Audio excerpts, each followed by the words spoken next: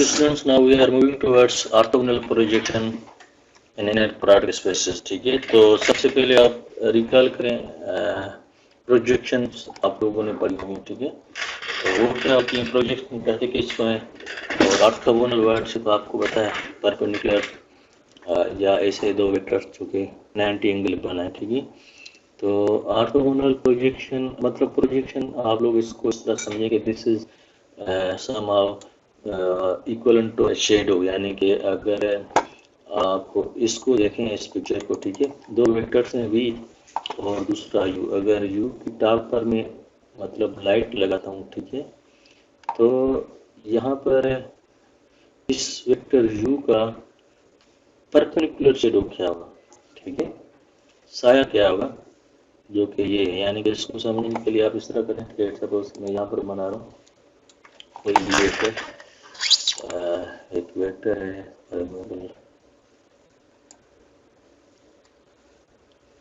ये वेक्टर है u. ठीक है, और दूसरा वेक्टर है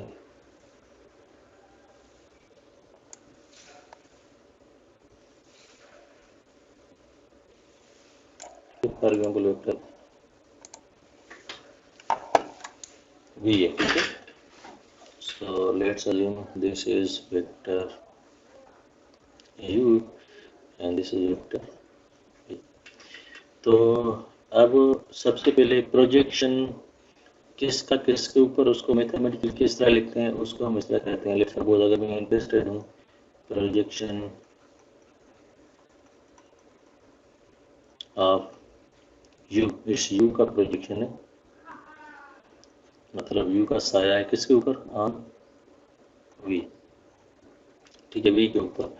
और हम ऑर्थोगोनल यानी कि परपेंडिकुलर प्रोजेक्शन की बात करें. ठीक है, तो इमेजिन करें अगर यहाँ से कोई मतलब रेजेस आ रहे हैं, रोशनी आ रही है. ठीक है, तो इस वेक्टर u का जो साया होगा यानी शेडो होगा, उसको हम projection of u on v कहते हैं. ठीक है, और मतलब परपेंडिकुलर तो ऑर्थोगोनल प्रोजेक्शन, यानी कि लेट्स सपोज ये एक लाइन बने. ठीक है, और परपेंडिकुलर हो, तो इस वेक्टर को ये जो अभी मैं बना रहा हूँ. ठीक है, जो होल्ड किया मैंने,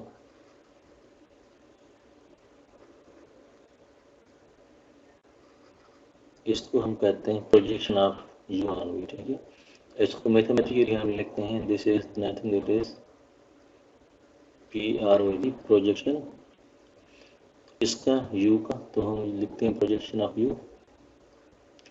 और किसके ऊपर है v, उसको सब स्क्रिप्ट में नीचे लिखते हैं. ठीक है, इस तरह कर, सो इसको रीड करते हैं projection of u on v. ठीक है,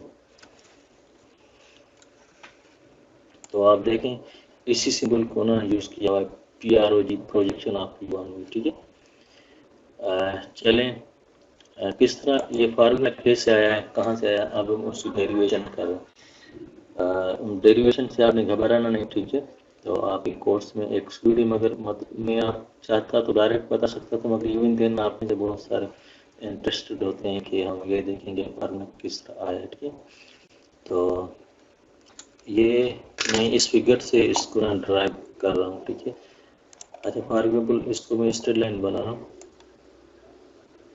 ठीक है, तो ये एक ट्रायंगल का फॉर्म बन गया. अच्छा बहरहाल इसको देखें कि लेट्स सपोज ये भी हमारे पास एक वेक्टर है. ठीक है, तो इसको क्या नाम देंगे, इससे पहले मुझे आप लोग ये बताएं कि ये जो प्रोजेक्शन होगा उसकी डायरेक्शन क्या होगी. दिस प्रोजेक्शन ऑफ, यानी कि ये जो मैंने तकरीबन आधा किया इस v का, उसकी डायरेक्शन तो सेम है ना v, यानी कि वेक्टर v को अगर मैं स्केल करूं, मतलब समा नंबर कोई रियल नंबर मल्टीप्लाई करूं, तो क्या होता है उसी सेम डायरेक्शन में ये वाला वेक्टर हमें मिल जाता है. ठीक है, so projection of u on v is nothing that is equal to some scalar number times v. यानी कि फॉर एग्जांपल मैं उस नंबर को a कहता हूँ, for example a times vector v where a is any real number. ठीक है, a times we कर ले, ठीक है, तो क्योंकि इसकी डायरेक्शन वही सेम है, ठीक है। और इस वेक्टर, ये जो वेक्टर वी है, ठीक है, आप लोगों ने ऑलरेडी जब डिस्टेंस बिटवीन टू वेक्टर्स की बात की थी तो उसमें हमने पढ़ा था कि this is nothing that is distance between this vector u and this vector projection of. तो लेट्स सपोज मैं इसको नाम देता हूँ, लेट्स सपोज ये वेक्टर ई है, ठीक है। तो e is nothing that is u difference this vector, जो कि projection of u on v है, ठीक है। तो आपको ये पता है क्योंकि हम अभी ऑर्थोगोनल प्रोजेक्शन की बात कर रहे हैं।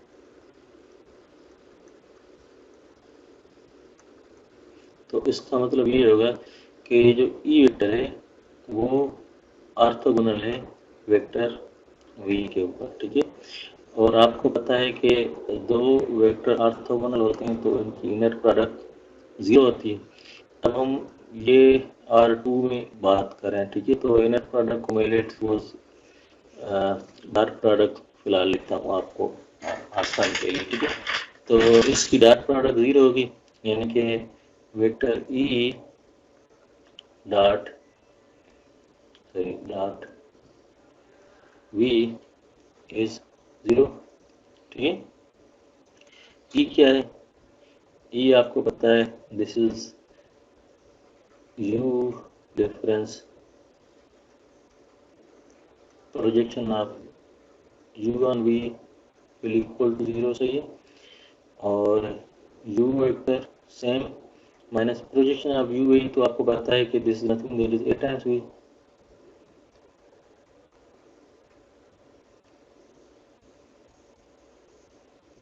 अच्छा, इसमें सॉरी ये डॉट प्रोडक्ट वी रह जाता है, वी, सही है। So this is u minus a v dot v equal to 0, सही है। और आपको पता है डॉट प्रोडक्ट डिस्ट्रीब्यूट होती है तो ये हो जाएगा u dot v minus a times v dot v equal 0 चाहिए। ए रियल नंबर है, मगर अब ये v dot v real number होगा, ये भी रियल नंबर, तो ए इनफेक्ट ये होगा। अच्छा, एक और चीज़ है कि यहाँ पर हम इसमें एक अजम्पशन ये यूज करेंगे कि वी के नॉट इक्वल टू 0, यानी कि ये वी नल वेक्टर ना हो, किसी न किसी वेक्टर के ऊपर इसका शेड वाला चाहिए, ठीक है। तो हम ये कहेंगे कि वी के नॉट इक्वल टू, ठीक है। तो ए होगा from this equation, A will equal to u dot v over v dot v। ये जी 0 नहीं होगा तो इस वजह से हम मतलब डिवाइड नहीं कर सकते, इस वजह से इसको हमने कहा है कि नॉट इनफैक्ट 0, ठीक है। तो अलजेब्रिकली आप देखें, अलजेब्रिकली आप देख सकेंगे अगर ये 0 तो फिर प्रोजेक्शन कहीं नहीं दिखे, अगर कोई चीज़ होगी नहीं तो शायद नहीं बनेगा। अच्छा, पर ये ए मिल गया आपको, ये ए मिल जाता है तो फिर आपके पास प्रोजेक्शन का फार्मूला मिल गया, ठीक है। सो projection of u on v will equal to a times v. So a is what? A is u dot v over v dot v times v.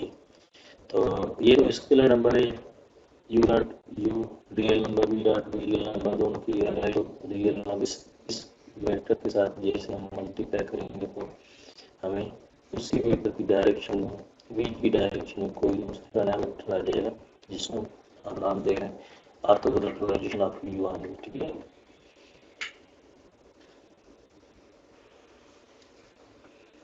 या फिर इसको आप इस तरह लिख सकते हैं, this can also be written as u dot v or what is v dot v?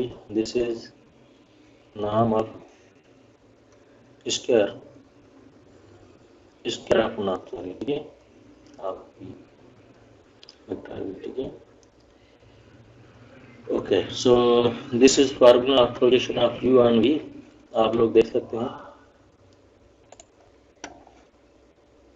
कि ये इसका फार्मूला है।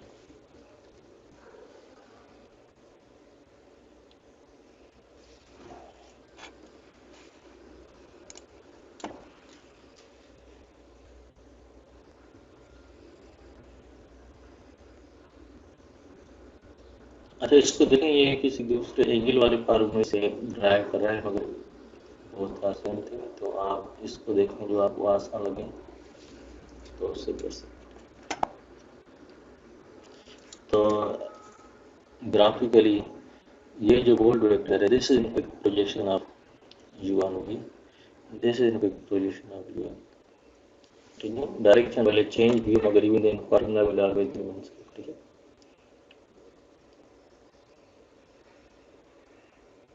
अच्छा, इन जनरल क्या होगा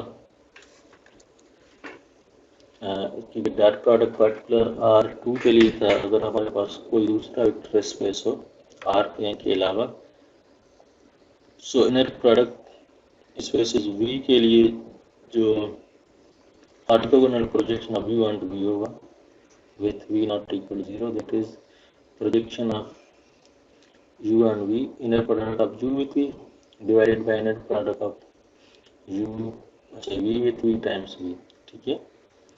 तो हमने ये कहा था ना कि this is same as dot product of U V divided by dot product of V with V times, ठीक है। तो इसका जनरल वर्जन है। अच्छा, प्रोजेक्शन को हम यूज़ करते हैं, आपको पता है कि जब हम इमेज प्रोसेस करेंगे, ठीक है, तो हम प्रोजेक्ट कर रहे होते हैं डिफरेंट इमेजेस को, तो उसकी बड़ी सी एप्लीकेशन है, हम देखेंगे, ठीक है। ओके, तो चलिए हम स्टार्ट करते हैं, इसका कोई क्वेश्चन करते हैं, ठीक है। ये है नेट प्रोडक्ट लेंथ वगैरह, ये आपने करनी है, ठीक है। Length again, okay. ऑर्थोगोनल, यहाँ से क्वेश्चन चाहिए, show that f and g are orthogonal in product spaces, ठीक है।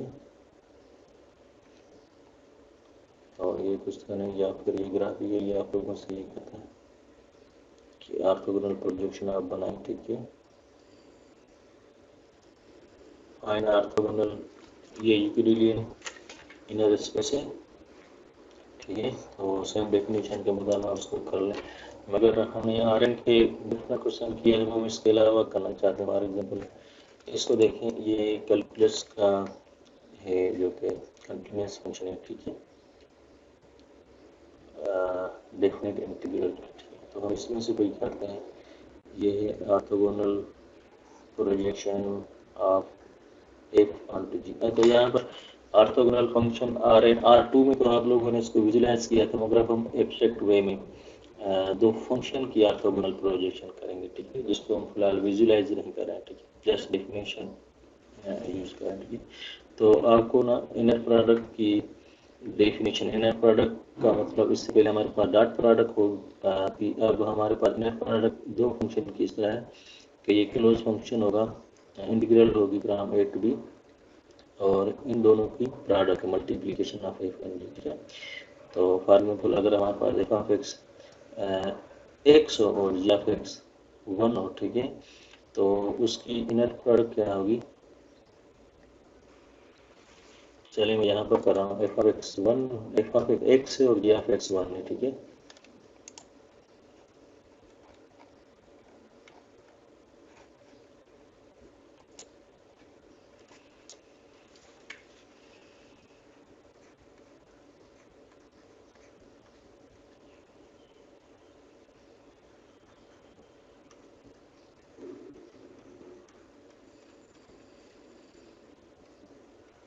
Continuous है from I think -1 to, ठीक है। लेट मी चेक,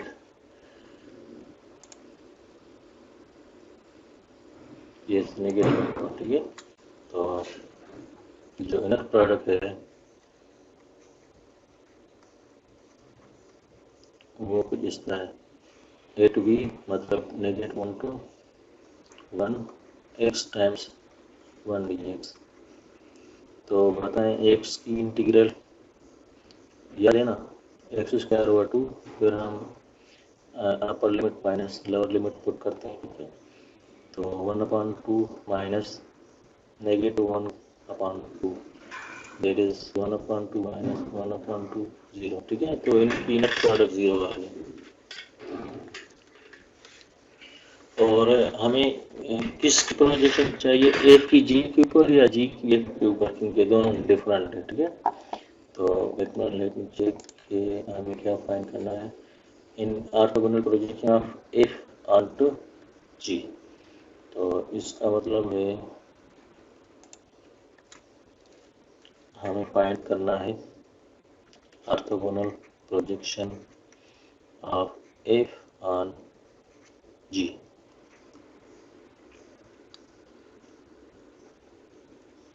ठीक है, जो कि बराबर होता है, पहले मैं फार्मूला लिख लेता हूँ। This same this is equal to inner product of F G divided by inner product of ji with G times G, ठीक है। तो हमने इनके डिनोमिनेटर को कैलकुलेट कर लिया, अब डिनोमिनेटर रहता है, तो मैं अभी फाइंड कर रहा हूँ inner product of ji with g, there is again from -1 to 1, g हमारे पास है 1, ठीक है। सो 1 times 1 1 x, this is same as x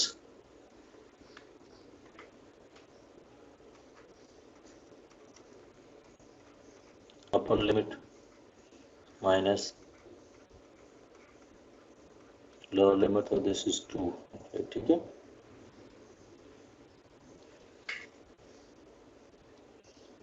so orthogonal projection, चलिए मैं यहाँ पर लिख लेता हूँ, आप लोग डिटेल में शुरू करना है। तो डिनोमिनेटर तो 0 आ गया और डिनोमिनेटर 2 आ गया, जी हमारे पास 1, तो इट मीन्स ये 0 आ रहा है। तो orthogonal projection of F on g equal to 0, ठीक है।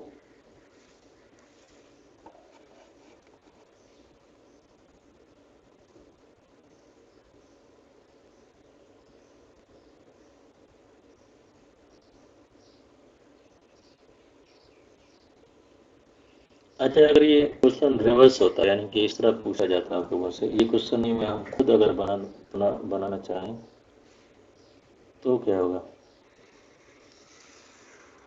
यानी कि क्वेश्चन होता है इस तरह, find orthogonal projection of G on F, तो वो बराबर होना है inner product of ji with F divided by inner product of F with F time F, ठीक है।